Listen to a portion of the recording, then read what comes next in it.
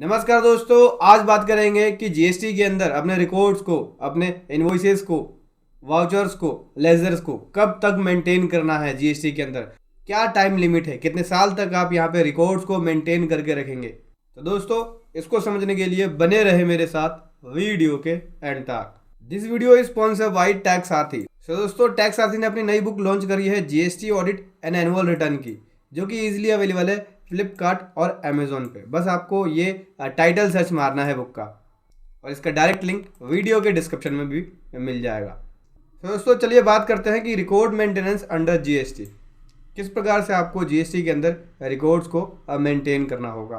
तो दोस्तों, हर एक रजिस्टर्ड पर्सन जो जीएसटी के अंदर रजिस्टर्ड है, उसको यहाँ पे ज़रूरी है कि मेंटेन करेगा सभी रिकॉर्ड्स को अपने प्रिंसिपल प्लेस ऑफ बिजनेस पे। मतलब कि जो उसने जीएसटी नंबर लिया, जीएसटी सर्टिफिकेशंस के अंदर जो उसका प्रिंसिपल प्लेस मेंशन है, उस प्रिंसिपल प्लेस पे यानी उस एड्रेस पे उसको यहाँ पे सभी रिकॉर्ड्स को मेंटेन करना होगा, अगर यहाँ पे जीएसटी के अंदर पर्सन रजिस्टर्ड है। तो कौन कौन से रिकॉर्ड्स को मेंटेन करना होगा, तो सेक्शन 35 सबसेक्शन 1 के हिसाब से ये फॉलोइंग रिकॉर्ड्स है जो मेंटेन करना होगा। जैसे प्रोडक्शन या मैन्युफैक्चर ऑफ गुड्स, इसके रिकॉर्ड्स को मेंटेन करना होगा। इनवर्ड या आउटवर्ड सप्लाई ऑफ गुड्स और सर्विसेज या दोनों, इसके रिकॉर्ड को मेंटेन करना होगा।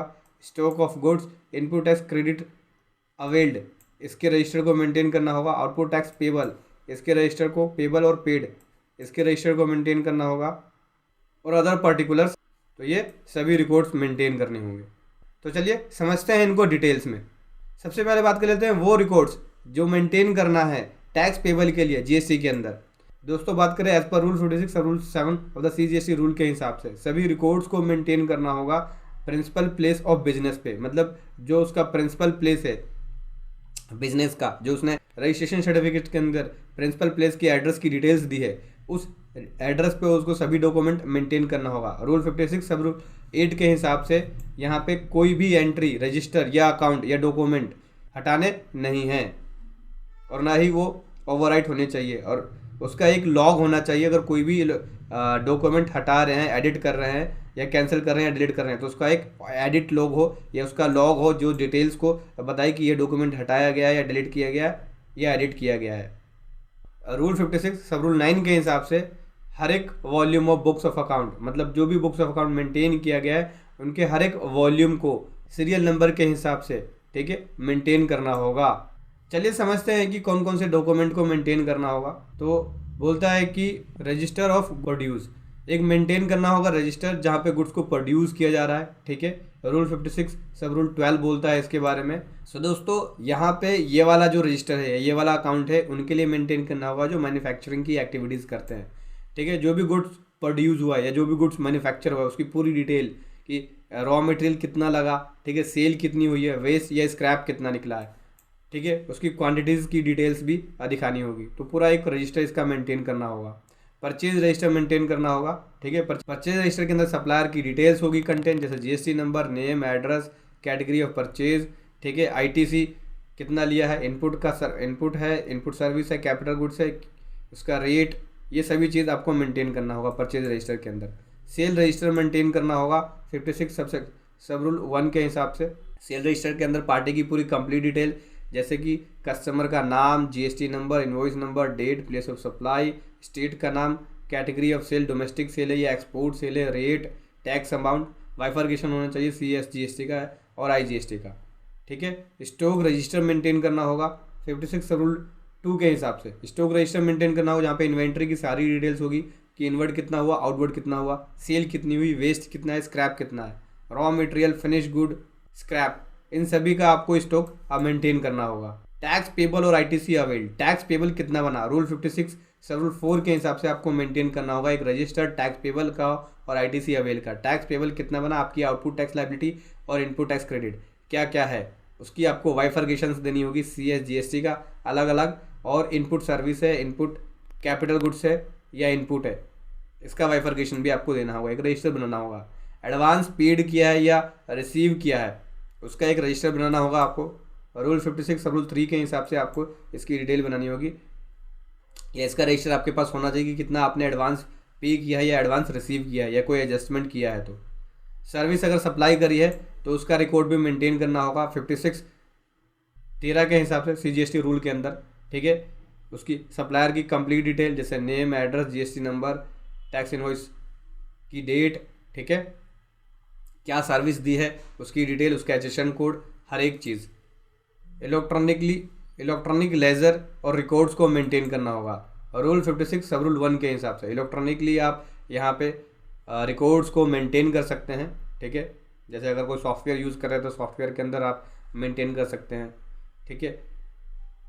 उसकी सारी इन्फॉर्मेशन, सभी लेजर्स को, सभी अकाउंट्स को उसके अंदर आप मेंटेन कर सकते हैं। जैसे टैली यूज़ कर रहे हैं, बिजी यूज़ कर रहे हैं या कोई भी अदर सॉफ्टवेयर, तो उसके अंदर ऑलरेडी ही जब एंट्री आप करते हैं तो purchase sale register, input credit registers, उनके सारे लेजर मेंटेन होते हैं। तो उसी के हिसाब से आपको फिजिकली डॉक्यूमेंट्स भी मेंटेन करके रखना है, उसकी फाइलें बना के प्रॉपर रखनी है आपको।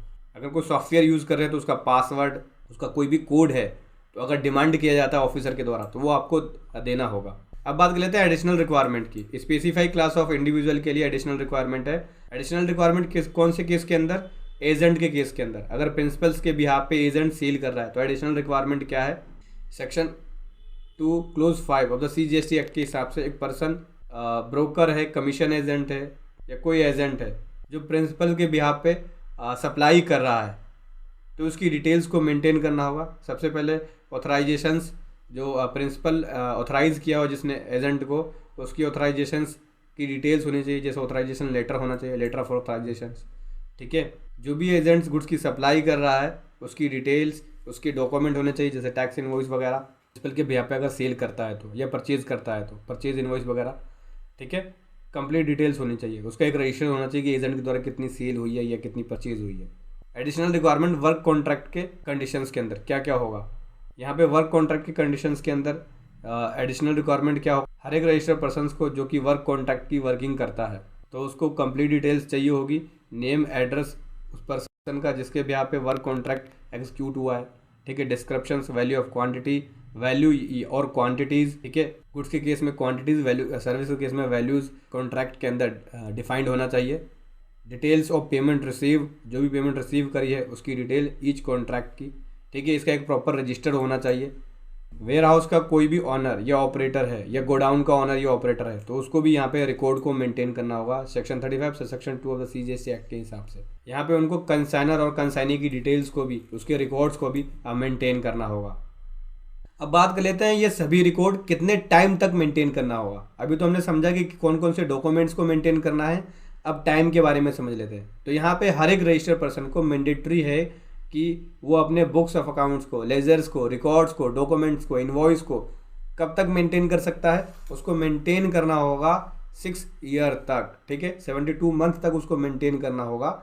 जो ड्यू डेट है एनुअल रिटर्न की, उस ड्यू डेट से 6 ईयर तक उसको ये सभी डॉक्यूमेंट्स को मेंटेन करना होगा।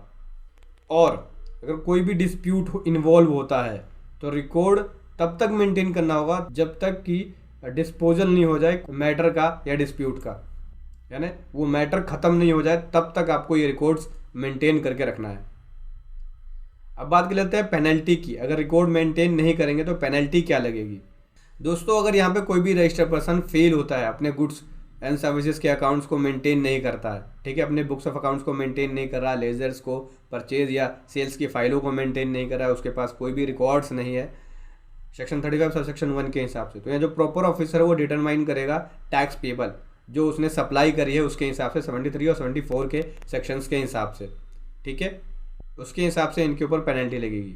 तो इस तरह के पर्सनस के ऊपर जो पेनल्टी लगती है, पेनल्टी कितनी लगी? जितनी उसने टैक्स की चोरी करी है वो, और या फिर 10,000, जो भी इसमें से ज़्यादा होगा वो इसके अंदर पेनल्टी लगेगी। अगली पेनल्टी ये है section 122 sub section 3 of the CGST act के अंदर बोलता है कि जो पेनल्टी है वो 25,000 रुपये एक एक्ट में है CGST एक्ट में, तो 25 प्लस 50,000 तक की पेनल्टी लग सकती है। तो समझ गए दोस्तों पेनल्टी के बारे में। तो सिंपल सी बात है दोस्तों। बात करें यहाँ पे बुक्स ऑफ अकाउंट को आपको मेंटेन करना होगा GST के अंदर 6 ईयर तक, ठीक है, फिजिकली भी और इलेक्ट्रॉनिकली भी। अगर कोई डिस्प्यूट चलता है तो तब तक डिस्प्यूट सॉल्व नहीं हो जाता, तब तक आपको यहाँ पे सभी डॉक्यूमेंट्स को, जैसे invoice, bill of supply, credit note, debit note, delivery challan, stock register, inward supply, outward supply के डॉक्यूमेंट्स, ठीक है, 6 ईयर तक आपको मेंटेन करना होगा जो एनुअल रिटर्न है उस एनुअल रिटर्न के ड्यू डेट से 6 ईयर तक उस पर्टिकुलर फाइनेंशियल ईयर के डॉक्यूमेंट्स को आपको मेंटेन करके रखना होगा। और अगर आप ऐसा नहीं करते हैं तो आपको पेनल्टी भी भरनी पड़ सकती है। वीडियो कैसी लगी ज़रूर बताएं। Thank you so much. जय हिंद, वंदे मातरम।